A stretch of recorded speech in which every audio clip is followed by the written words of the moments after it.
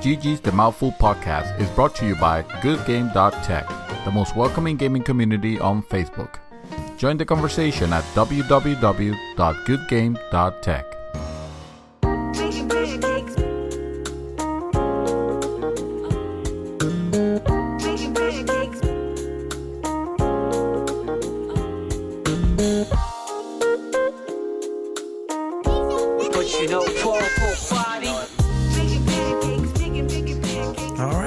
Guys, this is going to be episode 34 of GG's The Mouthful, and this is your host, Mr. Martin, also known as Mr. Oh, I forgot my name now. Mad Dog. I was going to say Doom Saint. I realize you never used. I miss Doom Saint. That's what it is. Yes. To my left, of course, is Mr. David Santos, a.k.a. Dream Twister. Beer, sing games, and beer, sing games, and beer, sing games, and beer, sing games, and beer, sing games. Yes. And, of course, joining us on the far end of the table is Mr. Bearded Gunner, Nelson. Pew, pew, pew. Also known as pew, pew, the pew. Doom Saint. Formerly known. The artist now formerly known as the Doom Saint. Yes. I miss Doom Saint. I like saying Doom I think we should bring back Doom Saint for final reunion, the final podcast of the year. Okay. Yeah. All right. I think, we'll do that. Yeah. I think we should have them both at the same time. Just confuse everybody at that point. Yeah, just start everyone off. All right. Well, if this is your first time listening to the show, this is, of course, the podcast for GG. GG is a gamers group that's on Facebook, and you can join that group at any point. Just go to goodgame.tech and ask to join, and we will let you in. I will be very interested in knowing if you're listening to the podcast and you're not part of the group. Not part of the group, yeah. How did you find us? Tell us. Comment below. In the comment below. Let us know how you found us. Let us know. But yes, if you want to join us there, and of course, if you're listening to this on YouTube or on iTunes or on Google Play, please subscribe to the podcast and join us. Join us anytime. Starting the show, as always, is going to be the beer of the day. The beverages of merriment. Yes. Today, Mr. Doom Saint? No. The Bearded Gunner. Has blessed us. We should call him the Bearded Gunner, Mr. Doom Saint. Yeah, the Bearded Gunner. Oh, yes. A descriptive. Exactly. I like that. Okay. Yes. All right. Let's start over. In this case, we'll just drop Nelson. Yeah. Yes. There you go. Sir, what did you bring us here today? That's a good question. It is on the box. It's on the bottom. The box is outside. You're right. No, this is the part where we pause and we look for the box, and we'll be right back. This is a familiar beer. It's from Kona, and it's the Big Wave. One of the listeners, Mr. Joey, is a big fan of this beer. This was literally his favorite beer at the moment. I can see that why. May change. Mine's almost out. It's a shame you don't have this, sir. Oh, yes. But, it's a much crisper beer. It's light. I like it. It's good stuff. It's a great color, and the taste is, how would you describe it? Other than I can describe it. It's awesome. It tastes like... Thank you, Joey. The beach. It tastes like the beach? Tastes like the beach. Okay. It tastes like the beach smells. Tastes like the beach. So people take showers to get rid of the smell of the beach. No. So, not the funky smell. It's an offensive smell. It's more... No. It's more of a... I don't know. It's breezy. It's a breezy smell. Easy breezy. It tastes almost floral, I guess you can say. Not to be confused with Wheezy. Wheezy from the Jeffersons. Or Lil Wayne. Or Lil Wayne. He's named Wheezy as Baby. Well? Huh? He's called Wheezy as well? Well, in some of his songs, he's like... So he just showed my age Wheezy by saying the Jeffersons. What you trying to say? Wow. Yes. Didn't someone die from the Jeffersons? It's possible, dude. That's an old show. And they were old during the show. Someone just recently died. Recently died. It was from the... Yeah, from Growing Pains. That's what it is. Alan Thicke. Oh, yeah, there you go. That's a shame. Rest in peace, Alan Thicke. Any of you This watch beer Growing is for Pains? him. I remember watching Growing Cheers. Pains. Yeah. Cheers for Alan Thicke right there. Rest in peace, sir. I used to watch Growing Pains. Yeah. Growing Pains was good stuff. Yeah, it was good. Show me that smile and show me that smile. Jesus, no. Don't waste it. No, nothing. Doesn't remind you. I don't remember the theme song. Leonardo DiCaprio started there. Oh yeah, that's right. That's right. He was the younger boy in the show. Yeah, it's good stuff. Maybe the world is blind. Oh no, that's another show. I have no idea where that's from. Oh, just a little unkind. Are you kidding me? Punky Brewster. That was the joke. I remember Punky Brewster, but I don't. By the way, have you seen Punky Brewster now? Oh, yeah. She's gorgeous. She is, grew up yeah, to be. She grew up to be very pretty. A very, fine young lady. Yeah. Yes. All right, we're just going to jump right into what are we up to? I'm going to start with Mr. Doomsaint. Yes, I'm saying Doomsaint. Yes. I've been playing some God of War. I finally got through some of this. What I've been noticing is this. There are some times where I'm just on a good streak. I'm figuring out the puzzles. I'm smashing on these guys, getting 100 plus, The combos? The combos? Combos. Holy shit. Yeah. And It comes from playing nothing else but that. You get really fucking good. Good at it, yeah. there's just one combo that it works for me. It's the light attacks, heavy attacks. Then I go in and do the reach, where I'll throw my chains and bring them in, and ground and pound them for a bit. Pick them up, throw them. Then I'll drop a magic, where it's like whatever spell is up with the weapon. That'll give me like a good few points, and I just keep repeating that. Oh, wow. Wow. I don't think I've ever learned to string that many. I mean, there was in the very, very, very first God of War, I think it was the challenge or the trial of Artemis. Oh, That one, there's a thing where there's just nothing but people coming at you for a while, and I'm like, oh, okay, and I'm able to get over 100 on that, but that's like the only spot. yeah, but that's because it's like a gang of people that are just there, so it's easy for you to. So I've been doing that. So I've noticed that there's a few times where I'll get a good streak going, and then something will happen, and I can't find the groove, I can't find the rhythm. I'll drop into this tunnel, and I have to maneuver and dodge shit, and I'll just die.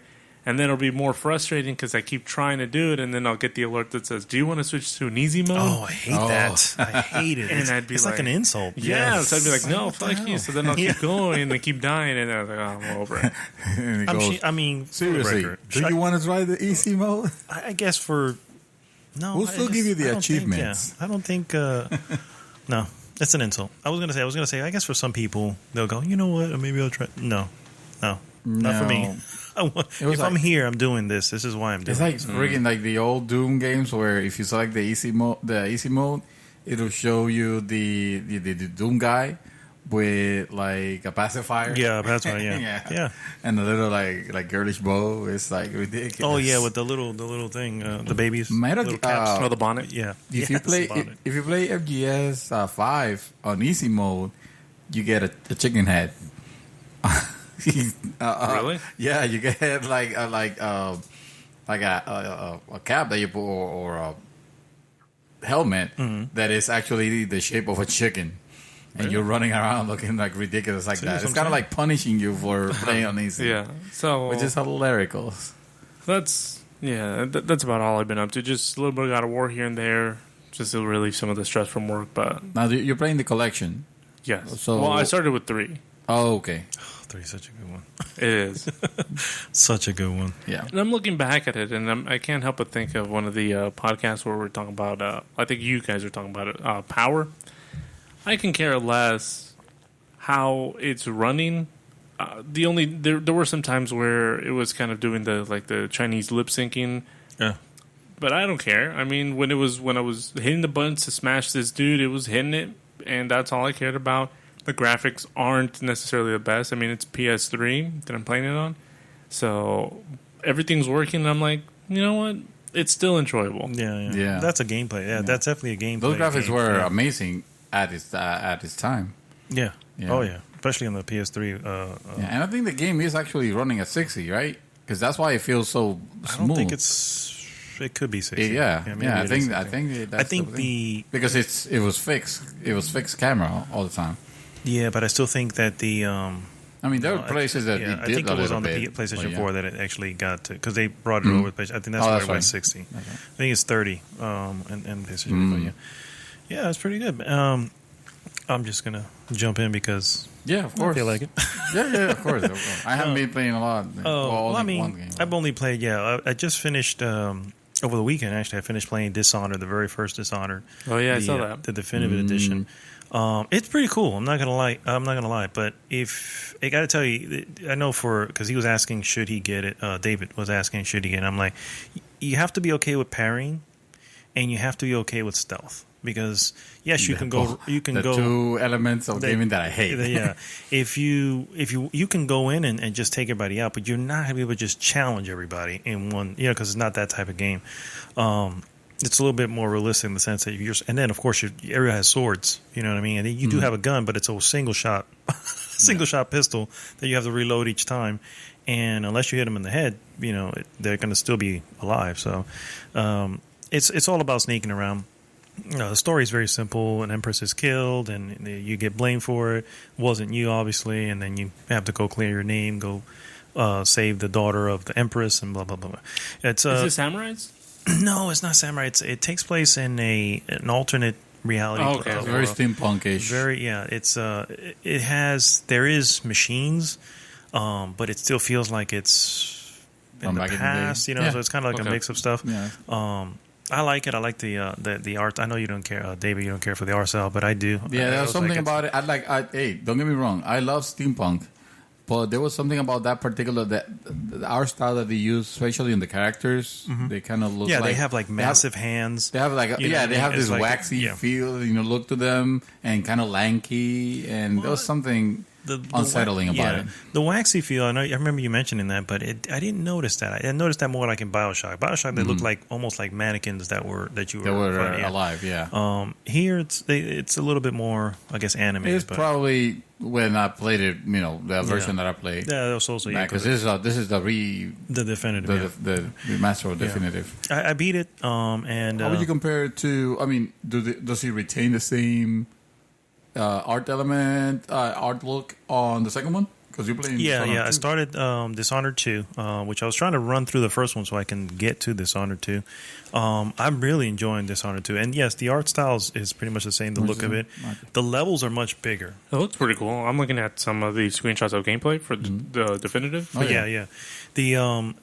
So it's first person, you know what I mean? And part 2, you have the choice of playing two characters, male or female. In this case, you're playing the Mario or Luigi, the daughter of the empress from the first one, who's all grown up essentially, or you play the same character you play from the first one, which is Corvo, and it's enjoyable so far. I really do like it. I like to sneak around. I like to take people out and then hide the body, and then what was that? You know what I mean? You should definitely play Hitman. Oh, I know. I played Hitman before. No, but this new one. No, I planned to. I was always planning to play it. I just didn't want to do the whole episodic thing. Okay. So, but here it sounds very similar, although Hitman is third person instead of first person. But the levels are really, really big. It's just a million ways you can go about getting to your target. You know what I mean? Let me tell you, one of the things I could play a third person stealth. It's not my favorite, but I could play it, of course. But for doing stealth on first person is difficult. It is. And I feel like this game actually did very good. Yeah. That part. It still has its moments. And I've also played the DLC, by the way. And the Definitive Edition includes the DLC packs that came with it, which has story elements as well, which is actually pretty good. How's the multiplayer? But there's no multiplayer. But they included a boss fight, which in first person and your character kind of being a stealthy type of character, the way he moves, it just didn't feel right. It was just like, this is the worst boss fight I've ever played. Because I'm getting slapped around, essentially, because especially throughout the game, I've been playing to hide and not challenge anybody, Yeah. So, anyway, I'll let you know about Dishonored 2, but so far it looks really, really good. No, the hype is definitely good. And, this might be done by the time you guys hear it, but right now, Dell has a PC version, the physical copy of the PC version for $20. Oh yeah, you were telling me. You wanted to know if you wanted to get it. That's why I asked you. I asked you, and I honestly, at that price, is pretty much a gimme at that point because it's a good game. Is it going to be? Is it the edition that includes the old one? I don't. Or it's just a game? No, I don't think so. But I have the other one and on PC. Oh, okay. But the thing is, I don't I know I'm not gonna have time to play it. So even at that amazing value, I was never gonna be able to see my. It's not a long game. It took me about 10, 12 hours to be the first one. I just started the second one, so I don't know, but it's definitely pretty good.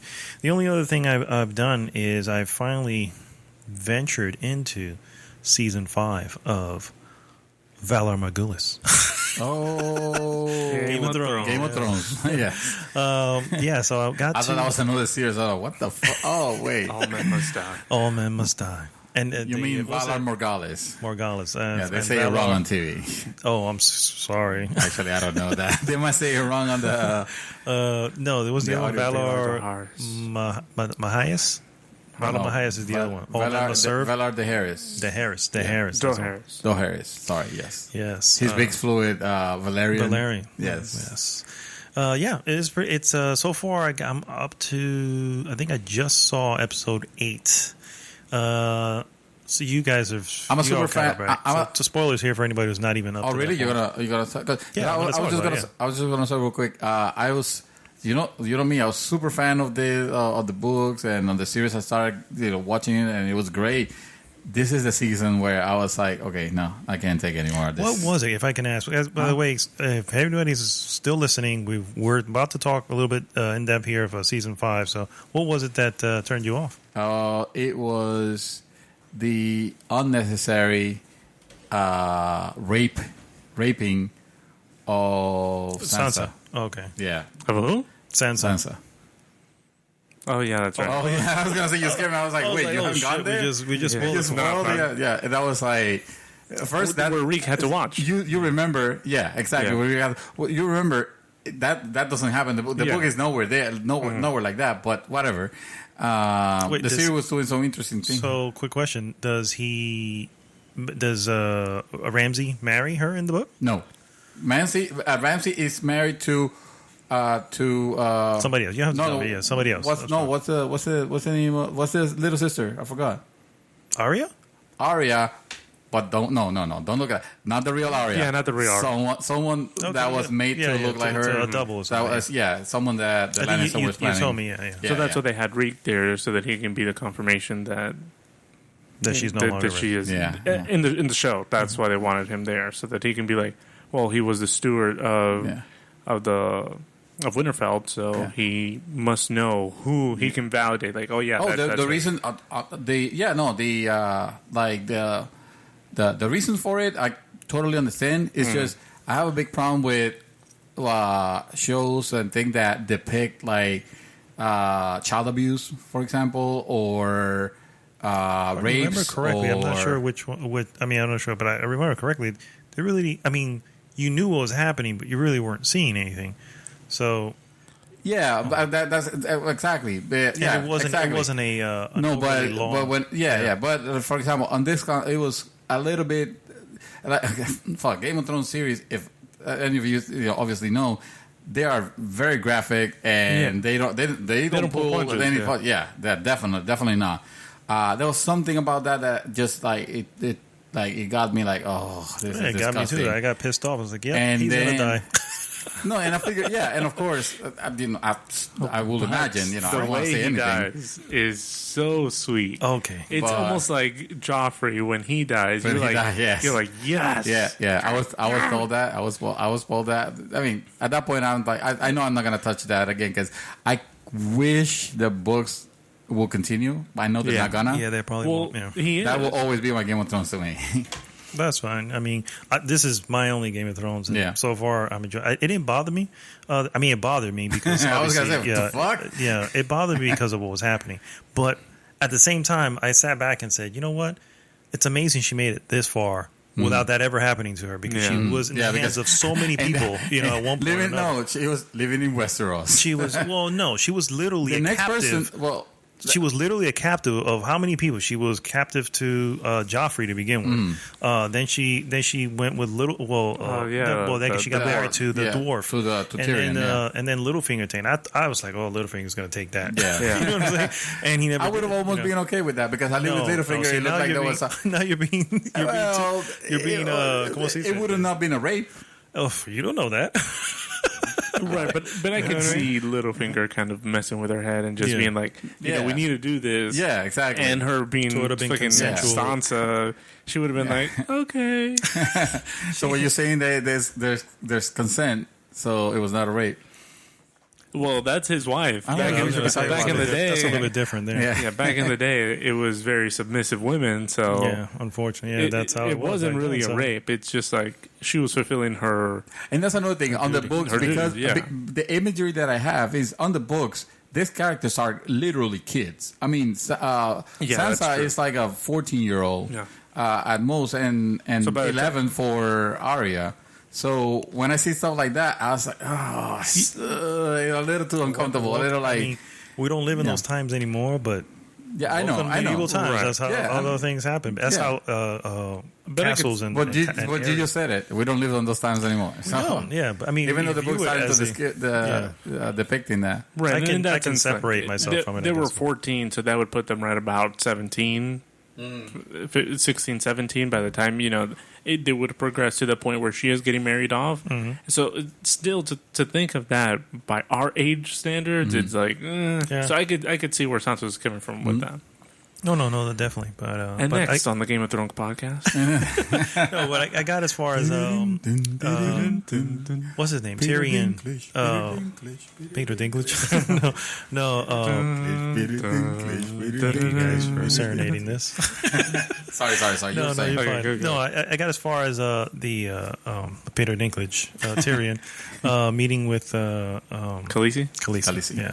And I was like, okay, I like what it was. It was kind of a slow beginning, by the way, of season 5, but then the battle with the White Walkers. Yes. Oh, I was like, I'm in. Now I'm in. So it's all the White Walkers that needed to have been resurrected, Ygritte should have been there. No, as a White Walker, I don't want to see her. Oh no, that was a White Walker. But so in the that's a sexy White Walker. Spoilers. In the book, the Red Priest, they have the ability to resurrect, right? Yeah. We see that once with the whatever one of those Taurus of Myrrh, was it? I don't remember the names anymore. No, so one of the, so you, Eddard sends these people to go and kill the rebellion that's going off in part of the kingdom. So then these people become the king's men. I think there's something like that. Yes, and you're on the right path. And then they adopt a red priest, which is similar to the red priest that's being held around with the other brother. I think that's the name of the priest, but hold on. So basically... this is from the book, isn't it? Yeah, this is from the book. So this is not in the show at all. In the book, these red priests have the ability to resurrect people. So there's a point where Lady Caitlin... She gets resurrected. Yeah, I've heard about that, yeah. If anyone should have been resurrected, it should have been Ygritte. Because... I like the fact that... I liked her in the book, even. I'll close on this, but I like the fact that, first off, Jon Snow is awesome. Yes. He is freaking amazing. Yeah. He's every man's man crush Monday. He's... along with Khal Drogo. So he was tempted by Lady Melisandre. Yeah, Melisandre. And he was like, no. It's like, I can't do it. Yeah, I'll get out of here. And so I was like, you know what? This dude he's pretty freaking awesome, dude. I'm not gonna lie. I'm just and he's got Ghost. And he has Ghost. And he has a sword. Yes. Donick Bankbarian? No. Bankbarian? Oh, Dandarian. yeah. Beric Dondarrion. There you go. Yeah. That was the name of the guy that got resurrected. That was him. Beric Dondarrion. I love that name. With the flaming sword. Yeah. Yes. Okay, I'm going to put a big warning on this podcast saying Game of Thrones spoiler cast. We just said it before we started. Right. But just so the people, as they're looking at the description, they're like, oh. You're going to tell me the time when... Oh, I want to check the time when... Yeah. We're talking pretty loud according to the... we're getting excited. It's Game of Thrones.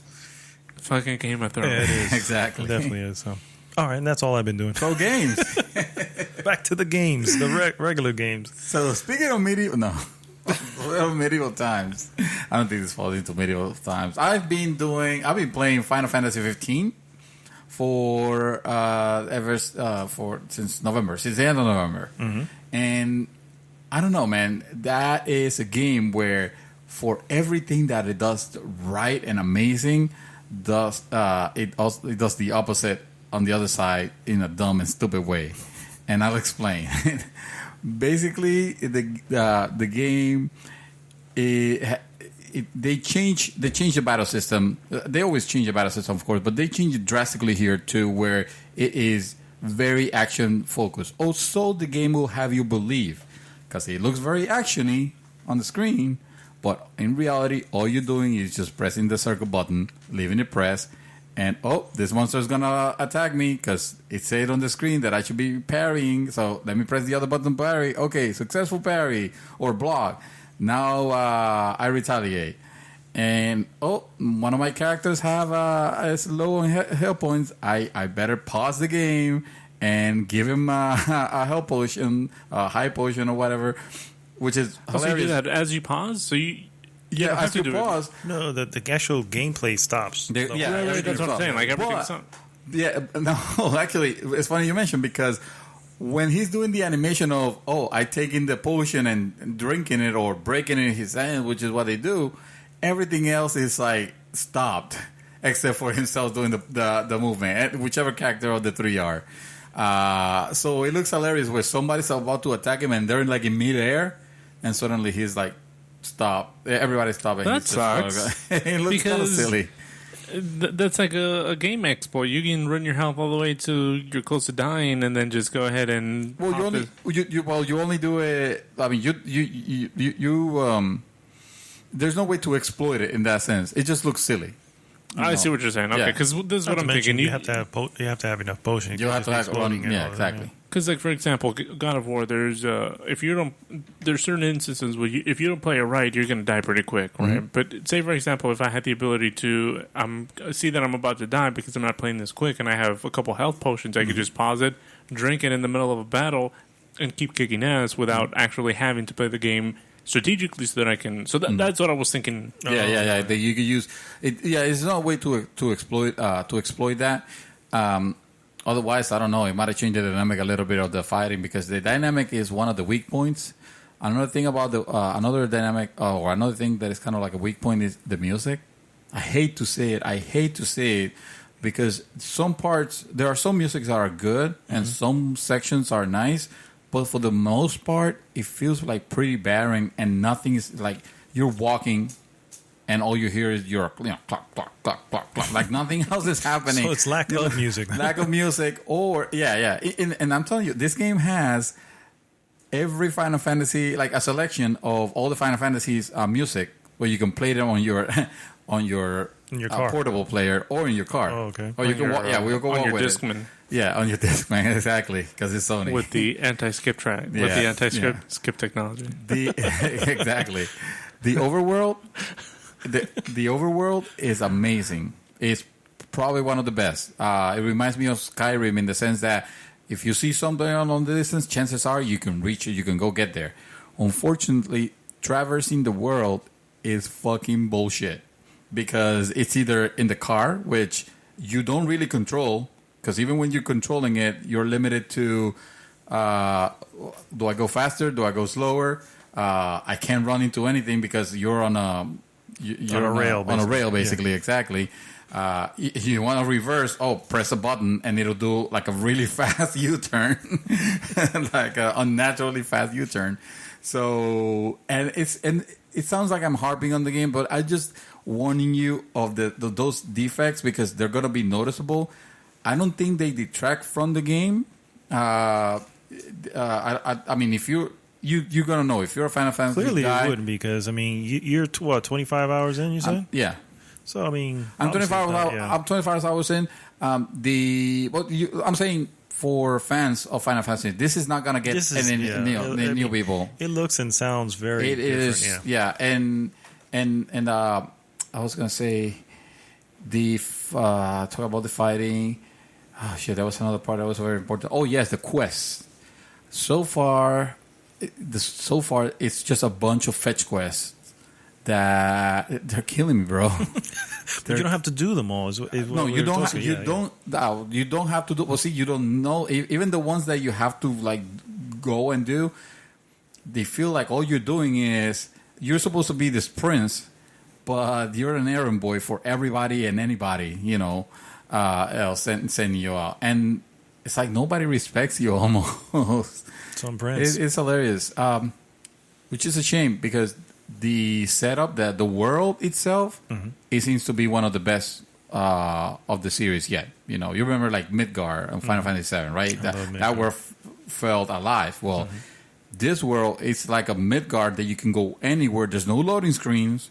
You can go anywhere unless you fast travel. I mean, you can walk, and even the back alleys have a level of detail that you don't expect from from this type of games. So yeah, I'll keep playing it.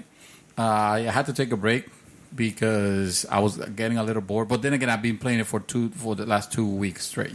Okay. So that's one. And then yesterday, the Forza Horizon Blizzard Mountain DLC released, and of course I had to check on that. Stone Mountain 64. Stone Mountain 64. No, that's my hero. That's it. Yeah. It's as you saw as you guys might have seen already on the trailers, it's a ice area, filled with snow. Your car, you have to equip it with you have to put snow tires. Damn. Yeah. You can drive without them, but it wouldn't be advisable. I haven't tried it myself, but I saw cars that didn't have them, and one of the upgrade things that it has is like, put snow tires on it. I was a little afraid of, this is going to be just skidding everywhere and being silly. And you skid quite a bit, but the handling feels great. It's that control chaos that game does very well, where you're constantly tense because one wrong move could cost you the race or your position, but you're having a really good time while at it. It's kind of like, say, like this is actually quite different, but Thumper, how that you have that feeling of that tense feeling when you're playing it, but it's satisfying when you're done. But it's an extremely satisfying game. Yeah, it really is. So definitely, it hates you though. It hates you. I saw it's not forgiving. No, Thumper is that game hates you, but it is fun. Forza loves you and it embraces you, and so much that I've seen quite a few people get it. Even people that don't own Xboxes, but they have PCs, they have gotten it. They've been enjoying it. We've been actually playing online for a little bit. We tested it. And I can't wait to go back to it. Dive back in. Yeah, definitely. Good stuff. That's all I have. I haven't seen any movies. Well, we're gonna take a really quick break, and we'll be right back.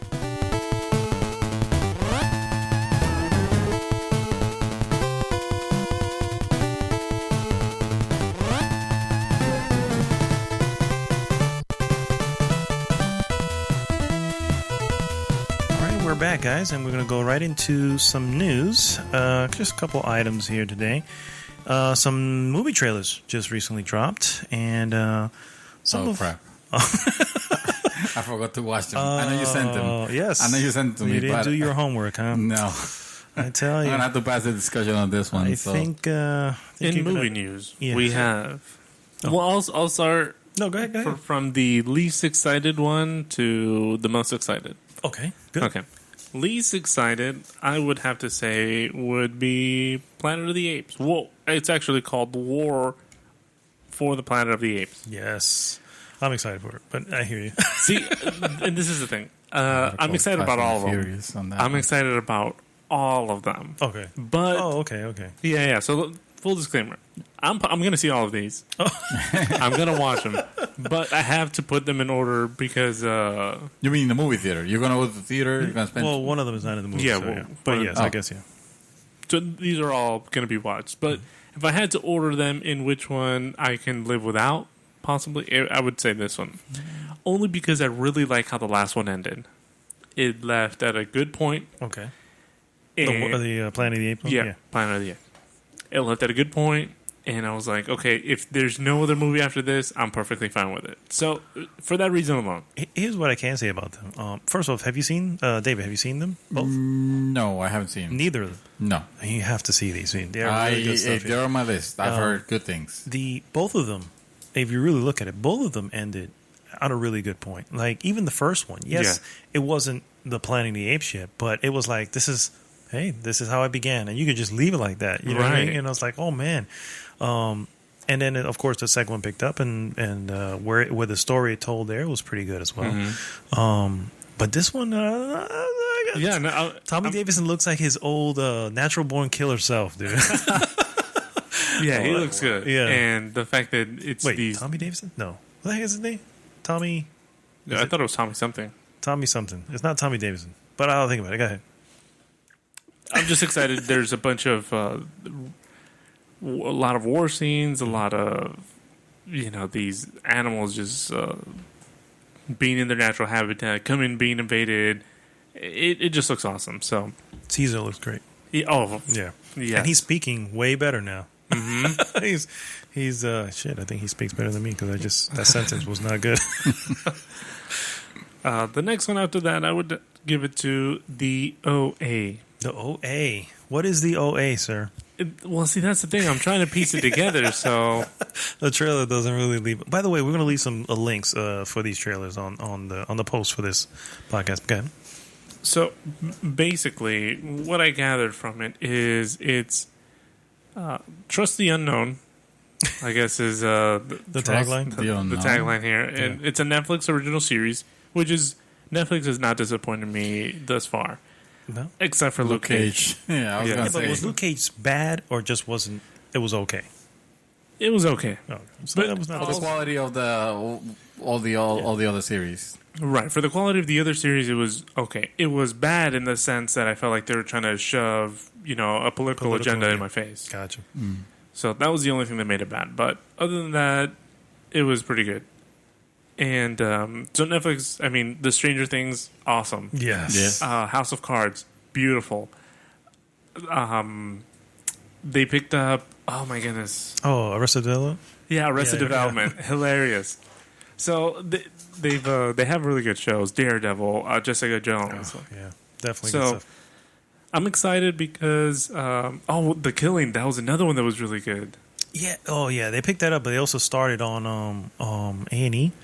It started on A&E. I actually watched that from the beginning. Really? Yeah, it was on A&E. And when it got canceled, I was like, no, you sons of a bitch. And then they picked it up for another season. Oh, that was good. So that was really good. So basically, it's this lady that gets either kidnapped or just goes missing. It looks like it goes missing. It looks like the mystery is where she went and how she disappeared, or what's the deal with that. It looks to be, I don't know.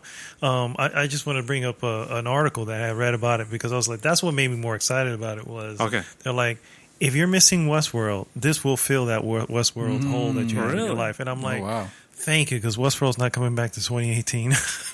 What? Really? Yeah. Why?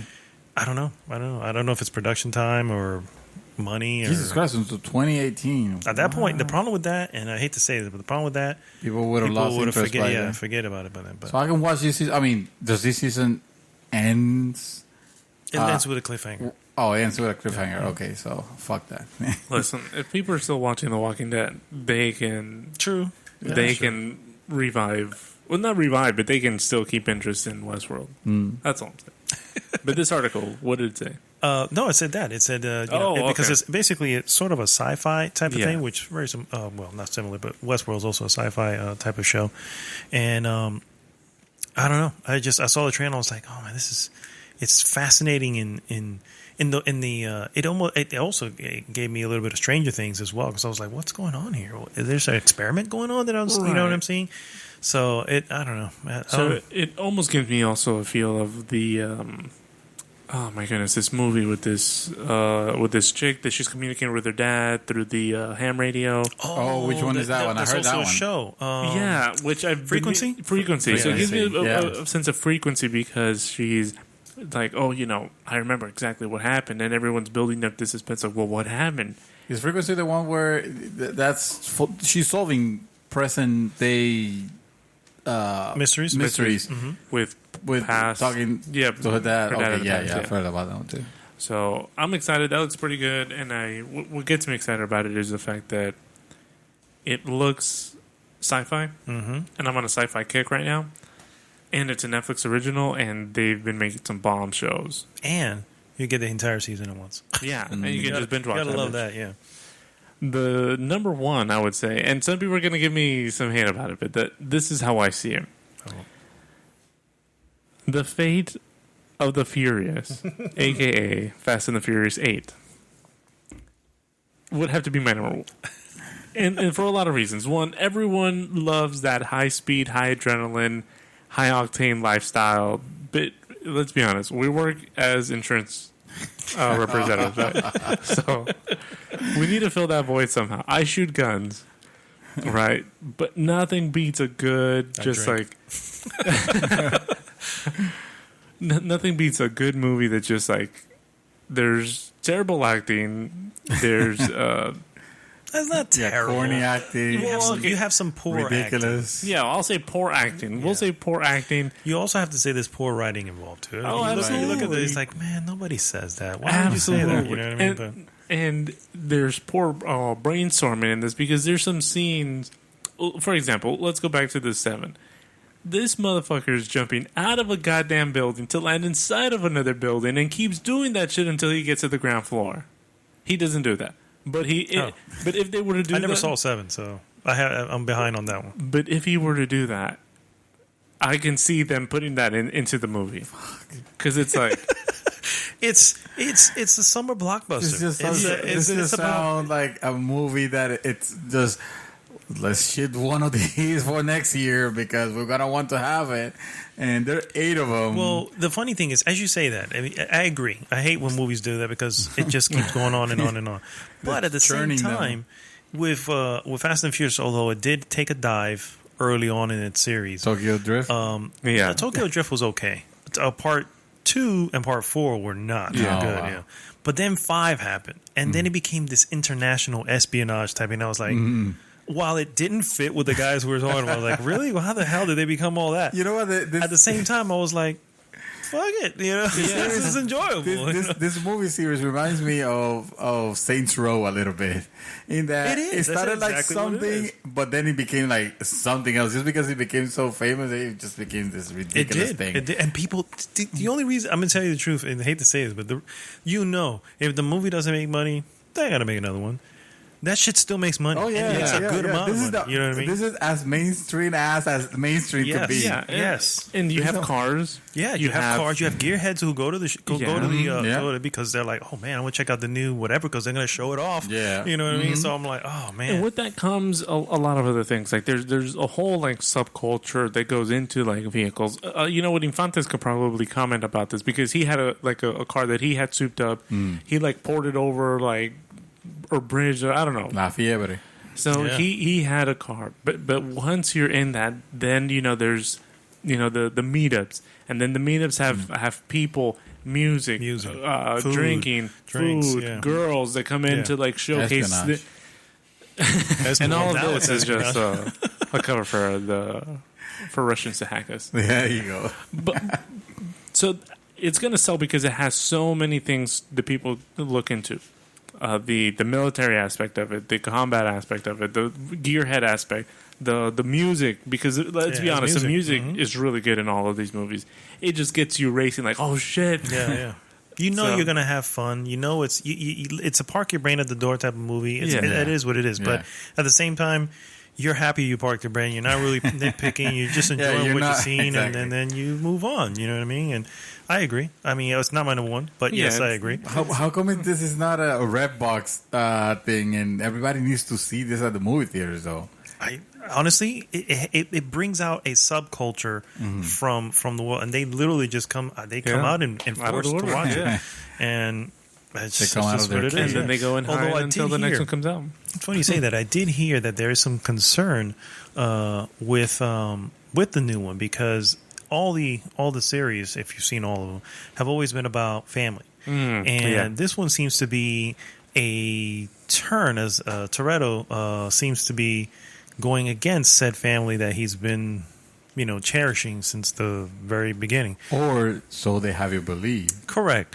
But if they do that, then they're kind of retreading some ground that already happened with, what's her name? Letty? Letty, yeah.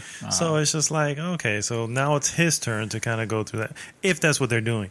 I do like the fact that Charlize Theron is in it, and let's be real, that's a Oscar-winning actress there. When an Oscar-winning actress enters the Fast and the Furious movies, shit just got real. Yes. As it has happened many, many times before. But this is my thing. So, how many secret lives can you already be living? So the way that this trailer makes it look like is he's protecting the family from what's her name? Theron. Charlize Theron. Theron. So it looks like allegedly. Right. From the trailer, this is what we gathered, that he's kind of protecting the family, so he's being bad to them to protect them until he can find a way to get rid of this chick. That's what it's looking like so far. Now, if that's the case, how the fuck have you been hiding this secret for goddamn 7 movies? Well, I mean, unless it just happened. Like somebody came up, hey, we have this on you, and this is what you need to do. Otherwise, we're going to blow the whistle or some shit, you know what I mean? So... I don't know. I hear you. It's kind of thin. That's what I'm saying. Like, it's like, and it goes back to what you were saying. Like, it's park your brain at the door kind of movie. It's not like you're going in there to see like a Hitchcock movie or anything. It's no. It's like, here is just a bunch of explosions. Get a lot of popcorn, because that's what you're getting. So, I'm excited. Popcorn ass music. I mean, movie. One that I actually forgot to send you guys, and I apologize. Guardians of the Galaxy 2. Did you see the actual trailer? Yes. With Baby Groot? Baby Groot. Yes. Oh, my God. I love that shit. So excited. Yes. So excited to watch that one. I saw so many funny memes about this, like, screams adorably. Oh, it's adorable. It is adorable. And speaking of which, that's actually a segue. I didn't think you know that Vin Diesel voices Groot. Oh, yeah. I don't know if he voices Baby Groot, but... Right, of course. It's not a hard line. Yes. He probably went in there and say these 4 lines these 5 ways. I am Groot. Vin, we're going to need you to repeat that again. Okay, let's take it from the top. All right. I am Groot. Line. So let's see. Some gaming news. Not a lot of gaming news. But did you hear? Turtle Rock. You know Turtle Rock Studios? Turtle Rock? Turtle. Oh, Turtle Rock. Yeah. Like Turtle, like the Master of Disguise Turtle? Yes. I guess. Turtle, I don't know. They are the developer of Evolve. By the way, they are pulling the plug on Evolve, finally. I guess they figured that it wasn't going to go anywhere, even with the free-to-play element. Yeah, they pulled the plug on it. But they're working on a new co-op first-person shooter that is scheduled for 2018. Now... Remind me, what did Turtle Rock do before Evolve? They worked on Left 4 Dead 2. Okay. Or I think Left 4 Dead even. Both of them. I don't know why I made the distinction. And I don't remember anything before that because I wasn't following them, or maybe because they went into Evolve and then just and Evolve was supposed to be like the spiritual successor, or that that type of game where you have 4 people against. But it didn't work out, obviously. Have you seen the image they have with all the DLC, the DLC track of how you would be able to... Oh, not the DLC, the pre-order bonus track for Evolve. Yeah, did you ever see that? Oh, it was a scene. They had actually created a map for where you can go, or how you can buy it so that you can get a certain pre-order bonus. And it was this ridiculous thing on a game no one had ever heard of up until this point. It was really, yeah. It was. No one heard of Evolve, and clearly nobody's going to hear it again because they're already pulling the plug on it. But I was like the beginning of the end for them. So right now, I got to tell you, I'm not. Dude, they would charge you like $2 for a literal color palette change of your weapon. It didn't add anything extra. It was just, hey, you want your weapon red or do you want it orange? Yeah, okay, give me $2. But if someone wanted that, I mean, you're paying for the customization of it. So I could You I could can. see Yeah, it. how many people are going to do that? The game was, by the way, $60. But it was ridiculous. I mean, that's ridiculous. That's ridiculous monetization. It wasn't a free to play. If it's a free to play game, that's whole different. Yeah, you know, I mean, it was a $60 although that's full still title. Yeah, that's still a little bit much for a freaking color palette, but. I can understand because the game is free anyway, but you just pay $60 for it, or more if you went with a collector's edition. It'll still be ridiculous to be like, oh, really? Changing colors is gonna cost me. It was ridiculous. Not a design, a little just change of color, not a design. And it literally didn't work because nobody. Yeah, exactly. It flopped. Hitman. We were just talking about Hitman. Oh yeah, yeah. The did you hear about the latest targets? They have an elusive target that is Christmas based that had to do something with Home Alone. Oh my God. Really? The two burglars from Home Alone are your elusive targets for December. Right. I'm telling you, that's the game that keeps on giving. Oh man, I tell you, the only part of not buying in now is I'm going to miss all these damn elusive targets. I know they should make it come back somehow. You know, there were some discussions about it on the forums. But they should. It totally hopefully should. they would. I mean, I'm going to get it because I like, especially Hitman, because you get to you literally with the other one, Dishonored. You're still you. You're not taking somebody's place and pretending to be a guard or anything like that. Although maybe a mission or two may include something like that. But here, anybody you kill, you can just take their clothes and become them in whatever background. Yeah. I don't know if that's in the new one, but it was always in the old. Yeah. Okay. It's like that. I mean, there are people that are going to recognize you. They're like, wait a minute. Well, if you get too close, they'll go, I don't know this guy. You know what I mean? But if you're just standing over there and you're in the outfit of a cook and you're freaking chopping shit up, you know what I mean? They're not gonna think twice. But I remember a specific mission of an old where I had to sneak into this samurai-looking, like a dojo type of thing? It was like a house, but I mean, it's I don't know. He's Asian home, and so the way I killed him is that I switched a fish with I think it's called fugu or blowfish, and I switched to it, and they served him, and he died, and I was on my way walking out. Yep, it was good stuff. Many ways to kill, and there is a way to safely eat fugu. Yeah, if it's prepared correctly. I don't know how though. Do you know? I wouldn't take the risk. I would. Why not? Only 1 in 200 people die. Those are good odds. That's a crappy odds. 1 in 200 die. That's what I heard. I heard or read somewhere. It's 1 in 200. Not die, but they get poisoned. You know, some die though. Nagoya gave me some pretty bad food poisoning. Just FYI. Oh, the sushi place right over here? Yeah, I don't like them. I'm sorry. I could have warned you about them. My bad. Thank you. Speaking of Dishonored 2, new game plus mode lets you combine Emily and Corvo's power. So I'm actually interested in getting to that part. It's available now if you're playing Dishonored 2 at the moment on PC. I think it's beta is on PC, but in a week's time they're going to release it everywhere. So. Oh, okay, my bad. And finally, that's it.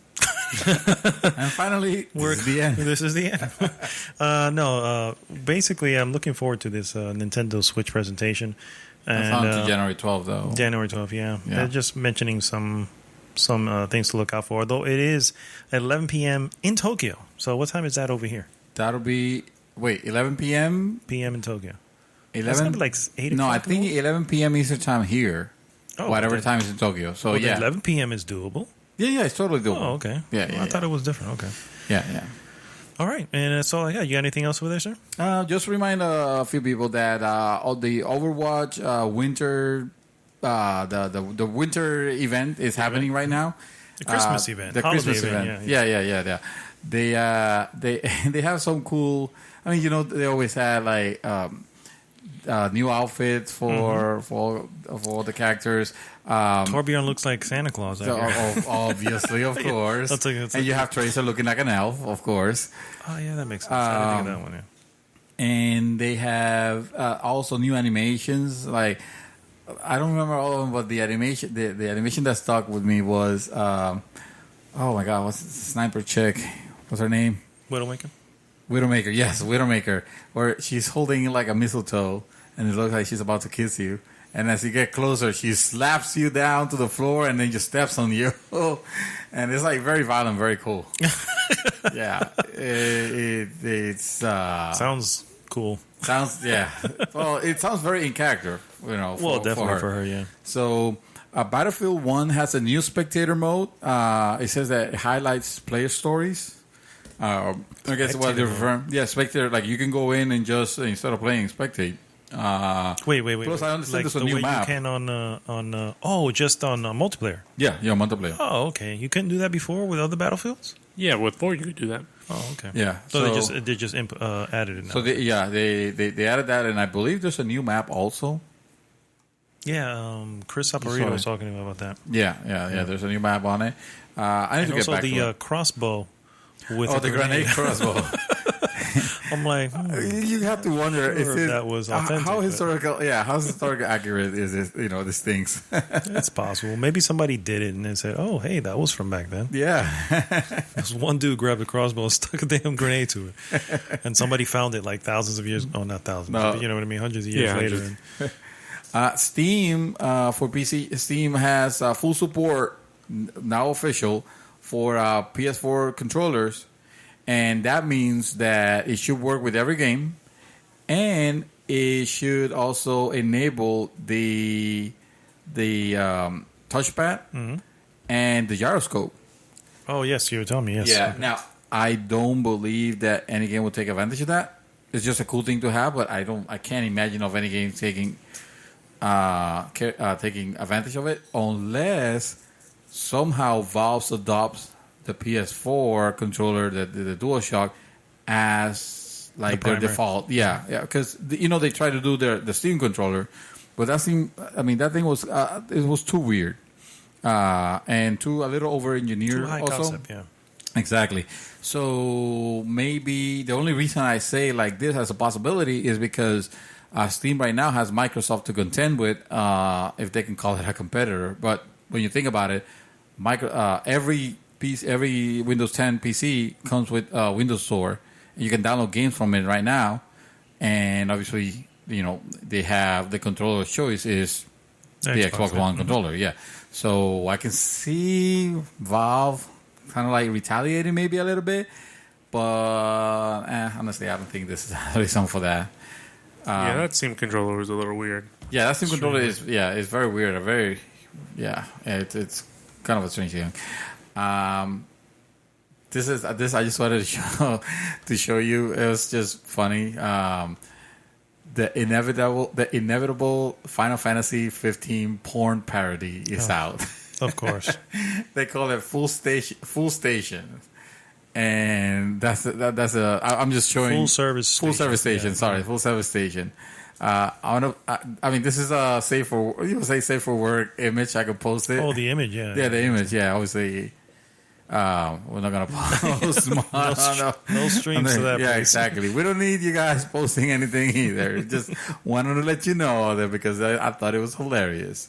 Other than that, finally, that is it.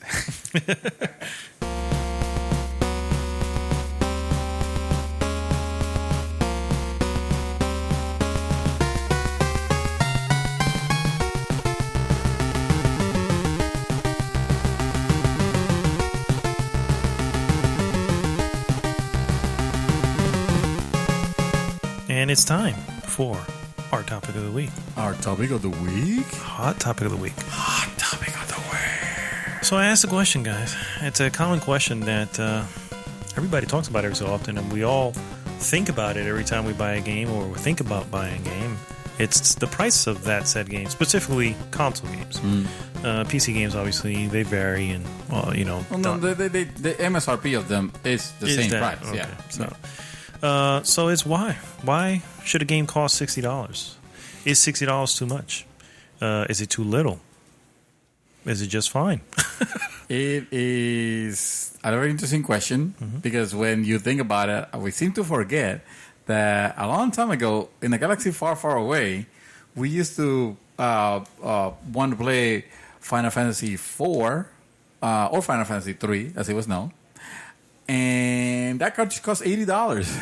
The cartridge, yes. The cartridge. And that was at that time. When you calculate like inflation and all that. $80 then, now. You were playing about $100. Yeah, over $100. Over $100? That's probably $120. Yeah. There you go. And you would play happily. Street Fighter. Street Fighter was another one that cost I think that one was $100. Maybe let's say $80. I don't remember very well. But yeah, those and those are cartridges, which I can understand. Those cartridges back then, circuitry was involved in it. There was a whole putting together process, which was expensive. It was not just doing the game. Now we have the kind of like a different turn where making the game, putting the game together is the expensive part. Putting it on disc is the cheaper. It is cheaper. Yeah. But making the game has definitely gone up. I guess the reason I brought the question is because the games, or I should say, everything from 1980 has gone up, right? Yes. Nothing from now to then, from then to now. Except our salaries. Those have also gone up. Just not enough. So the question is, why haven't it? I mean, I guess going back to just the 90s, a $60 game, they're still $60. It's still the same, and you still have people going, "Nah, I gotta wait for it to go down." Weren't they 50? Weren't they 50? I thought the $60 price point started when with the when the 360 and the PS3 were considered the next gen.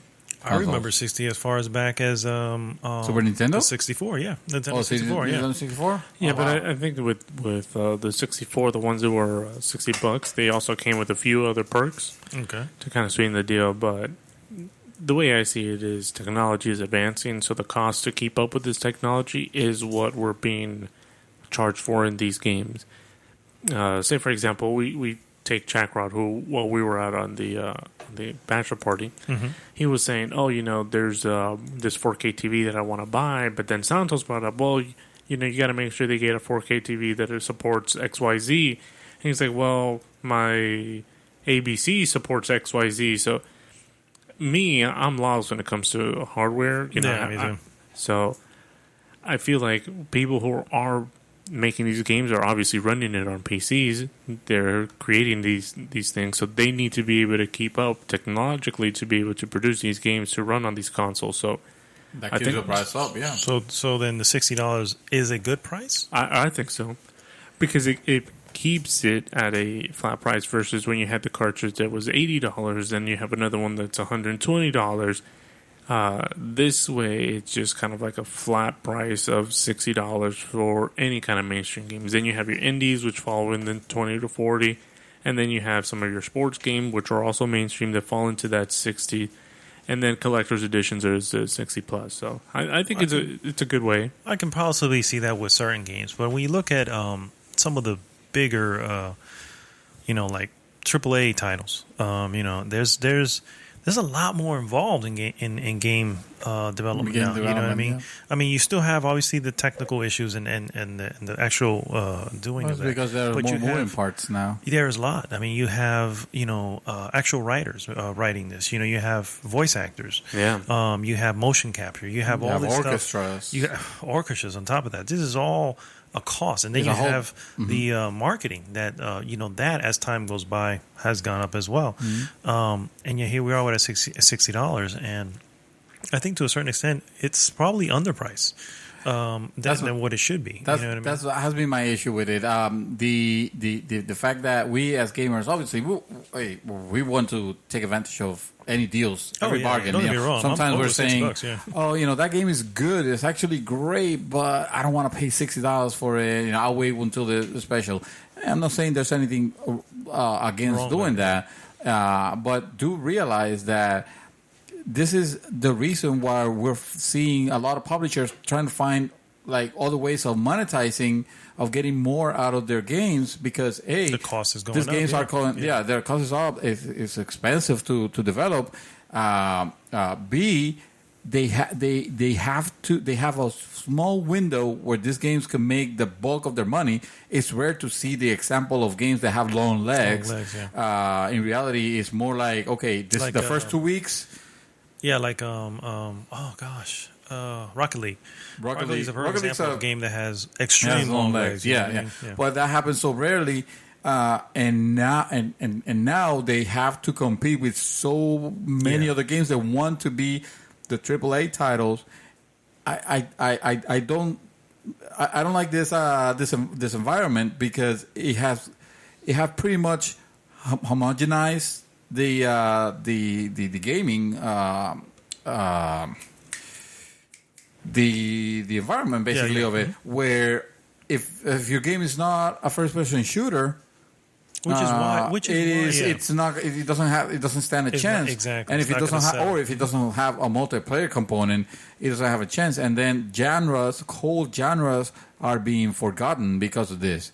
To me, and it also has the thing where DLC, ridiculous DLC, coming out, and or games that have free to play elements on their $60 price tag, which is like ridiculous, but you can have free to play elements, meaning like microtransactions. Yeah, like microtransactions. Yeah, like loot boxes and stuff like that. But at the same time, I mean, that's more likely the answer to the rising cost of that. And when done right, raise the price. Then raise the price. Exactly. I mean, if I can get The Witcher. Well, going back to Witcher 3, which, by the way, at $60 was an absolute steal. That game could have sold for $120. We already established your fandom. No. I'm saying with the content you get out of that, they could have sold that for $120, and you still would be underpaying. Right. And then you throw on top of that the two expansions. Right. If I could have gotten both the game and the two expansions for $100, I'd have paid for that.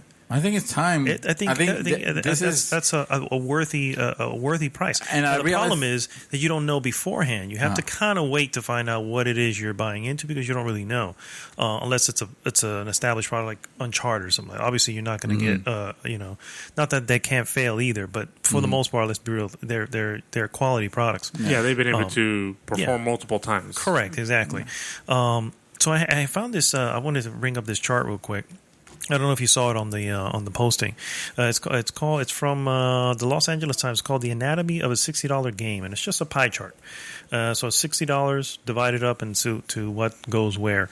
The biggest cut at $27. And I can't tell you what year this was, but this was a couple of years ago. The biggest cut. I thought it was 2013. What I saw. 2013. Okay.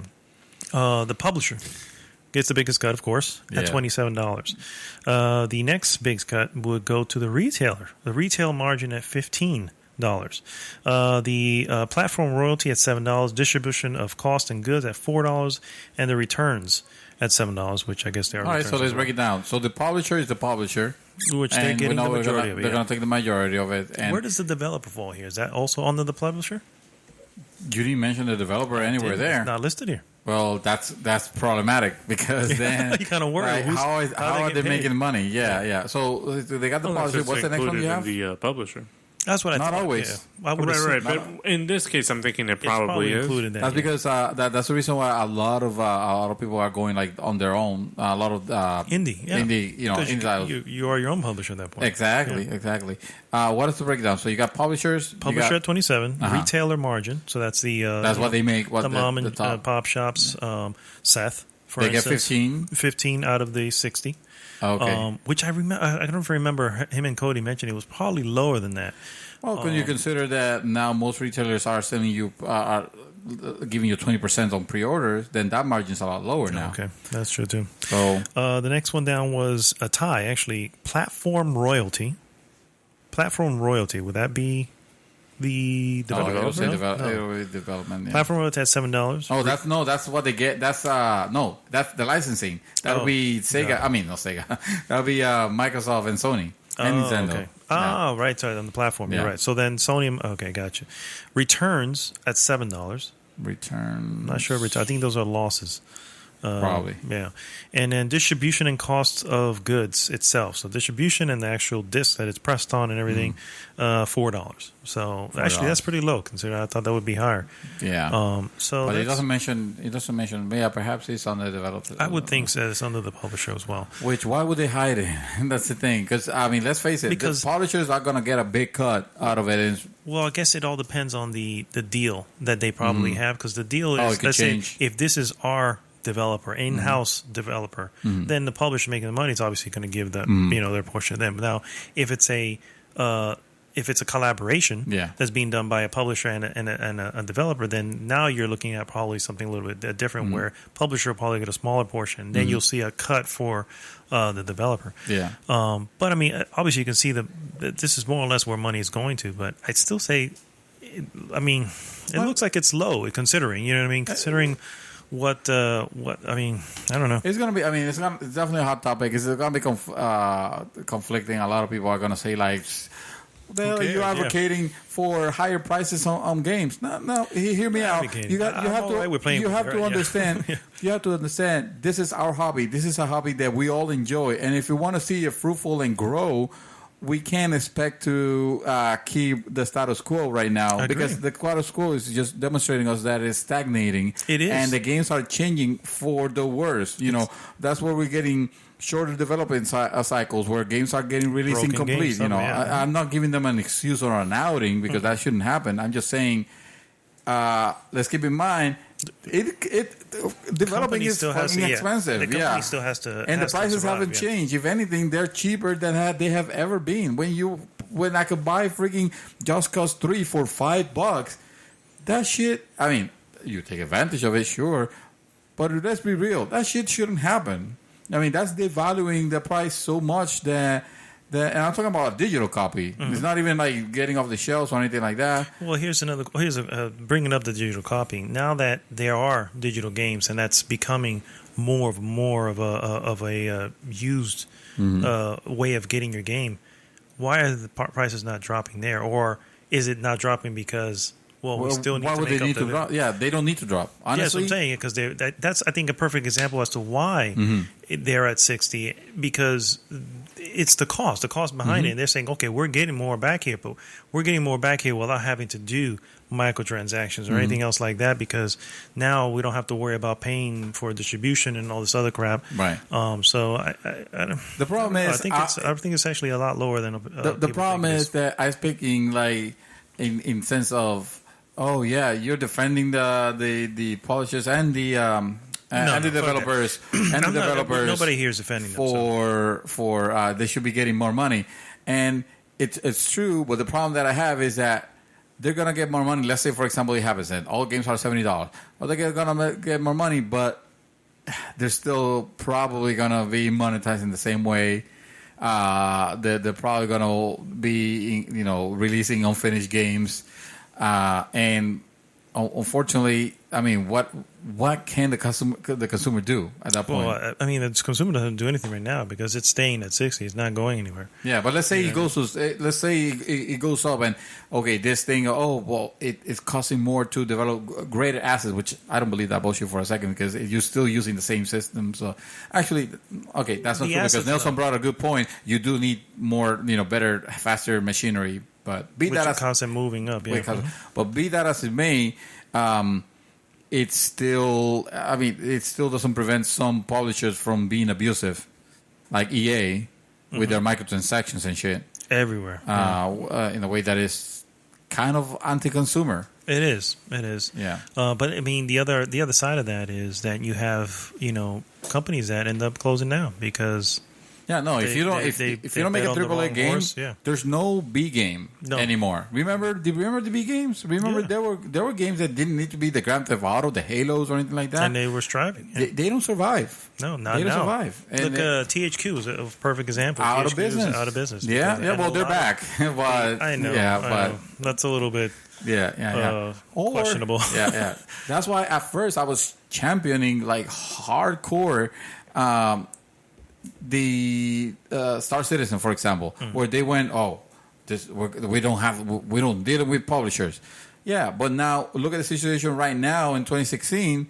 They're kind of abusive themselves because they're making money hand over fist. They haven't delivered the game just yet. Have yet to deliver. They are showing you something, but I feel that today is more like a little bit carrot on a stick, where they're showing you, we're working on something, but I want the finished product that you promised 2 years ago. It should have been done by now. There has to be a happy medium, because if you have a publisher, then you have those timelines. You have someone that's constantly pressuring you, saying, hey, we need to put out a product, because they're losing money too. They're putting up, income to be able to front this, and they're losing money the more and more this game is done out there. But at the same time, if you take a company that is saying they're going to be able to produce a game to the standards of like a AAA or a big title without the backing of a producer, then you're going to have to expect some sort of delay time.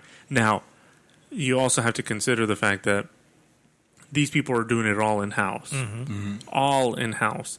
So they want to keep their costs down. They want to also maximize their output, which would be in-game quality, graphics, etc., and also keep a happy consumer. But you can't maintain all of those by being completely independent from a publisher. So one of those is going to start to tank. So what's going to happen is they might extend this, let's say 2018, for example, just to throw a number out there. But what you might be getting is going to be an amazing product. Hopefully. Hopefully, exactly. That's what I'm saying. Hopefully, it'll be an amazing product. I spent more than $300 on that thing. It's not even out yet. If that, well, Chackrod also spent he bought it. Yeah, like he bought $250 ships and stuff like that. That's right. He bought a ship. I forgot about that. So that's what I'm saying. Chackrod, you crazy We're not guy. calling you out, Chackrod. I'm with you. I put my money where my mouth is. I want that genre to come back. It's just like you're saying, it's getting a little annoying. And I don't mind throwing money into something. Like I like weaponry, and there's some people out there that are developing new stuff that are like, hey, listen, here's $50, here's $100, I'll back you. You know, it's something that I believe in. So, will this game be to what they're promising? Maybe it's another No Man's Sky. Hey. Hopefully it's not. But I'll back the Ouya. It was something I believed in. But. Oh, yeah. Yes, that tanked me terribly. If you don't have that support, how far can you get on your own? No, in the industry, I almost feel like it's meant to be the developer, the publisher, and they have to work hand in hand. I feel like the industry has created that, where if you don't, you're setting yourself to fail. Well, you're not wrong, because if things maintain status quo as they have been, I'm afraid that we're going to be facing another crash. I think to the point where maybe not in the destructive sense, but you're definitely going to look at. I mean, look at right now titles like especially look at this Titanfall 2, Call of Duty, even believe it or not. Then you have even Dishonored 2. As good as it is, it's not tracking what they were looking for doing. So. Why? Because one, there's only so much money one has. Yeah. You know what I mean. Yeah. So and then you pack them all together in a. I mean, and then you have to take into consideration some publishers are making really dumb decisions on when to release a title. That's going to happen. Yeah, that happens. Yeah, that's what happened to Titanfall. Yes, yeah. I get that. But either way, I mean, the point is you only have so much money to spend, especially during the holidays. Yeah. And so there's only so many games you're going to get. And so suddenly you have games that are falling through the cracks that are not being said are probably not going to come back. I don't think Titanfall 3 is ever going to happen at this point.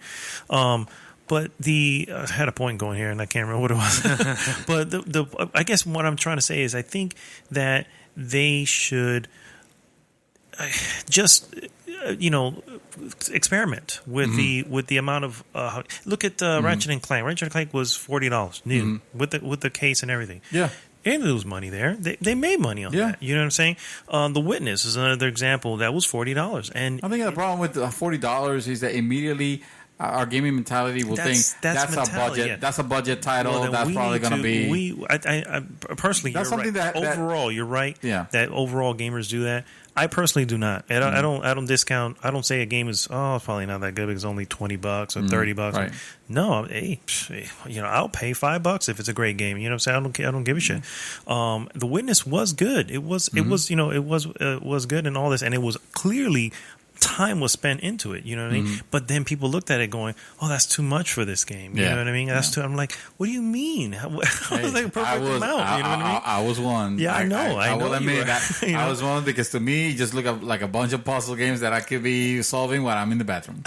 You probably could if you had a Vita, you could just stream it to your bathroom while you're sounds great on the throne. Sign me up.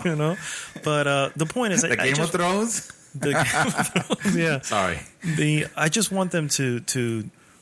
First off, I think people really realize. I think that games may be a little bit underpriced, especially big games. So, which is probably why it leads to all the DLC. Which I'm good with the DLC. I'm okay with it as long as it's a worthy piece of DLC. Exactly. That's the thing. You just said it right there. When it's a DLC that's actually fixing the game, see, that's not DLC anymore. That's not DLC. That's a you're charging for a patch. That's exactly. Bullshit. Yeah, stop that. Yeah, that's different.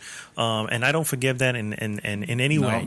All that incomplete games also with it, should not happen. Street Fighter 5. I'm looking straight at you, boy. You shouldn't have happened. You shouldn't. Quit it. Yeah, that was we paid $10 for that game. Right? We paid $10 on it on a glitch for Amazon, and no glitch. Regrets. Yeah, and I got exactly what I paid for. Yes, exactly. So I propose. So $70 the new standard for games. Yeah or no? I would be okay with that. How about you? Yeah, I'd be fine with it. Yeah. I think I'll be fine with it too, because it was kind of necessary. If anything, a little bit more goes into everyone's pocket, and when you think, I mean, retailers are going to have a really difficult time, especially in this digital future. But hey, you got a little bit extra money. I am completely happy and fine with that digital future. I don't need boxes. I'm alright with boxes. Sorry, GameSpot, but yeah, I don't need boxes anymore. I just realized. GameStop. Sorry, GameStop. GameSpot is a cool website.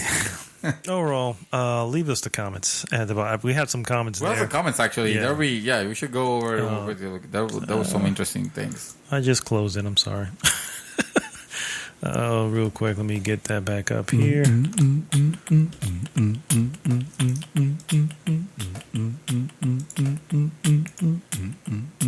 Thank you, sir.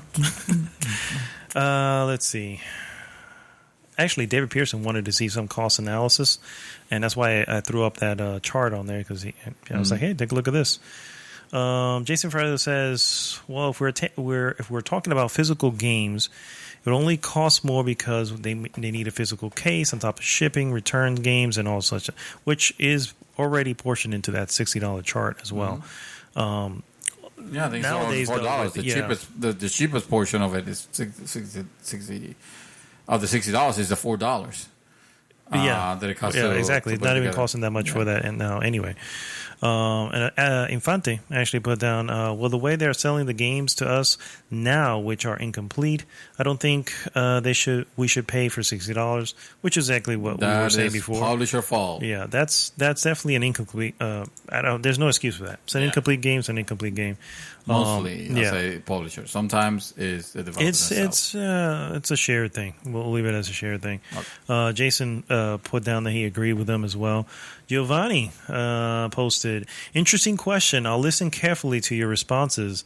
I would say, why 60? Well, it is marketable, which is what Doomsday said. Priced upon release, allows to play the collectors or other more expensive editions, allowing for more content and goodies. The gamers feel more comfortable with not paying $100 for a basic edition. And so it all cuts down to the expectation of finding a decent game behind the not-so-risky development. Excuse me. I think it was a variable pricing. Given that's kind of what we have, right? That's what we have. That's what we have. The collector's edition. I think $60 is not enough anymore to just bang on a single game on everything they have to make. Correct. It's no longer feasible. No, I don't think it's possible. We're talking about again AAA games. Yeah.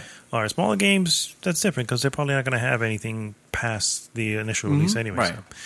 So. But yeah, that's all we have here for the moment, and so that brings us to the end.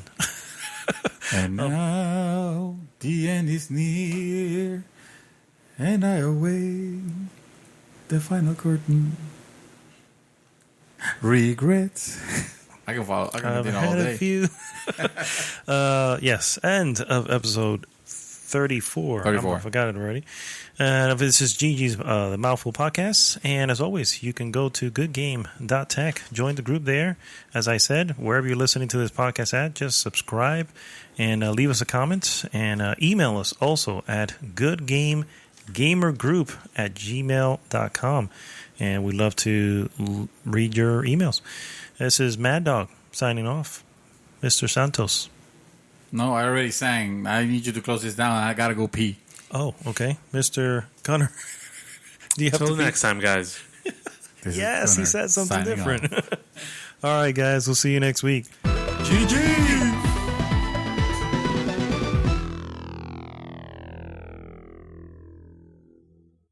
GG every day.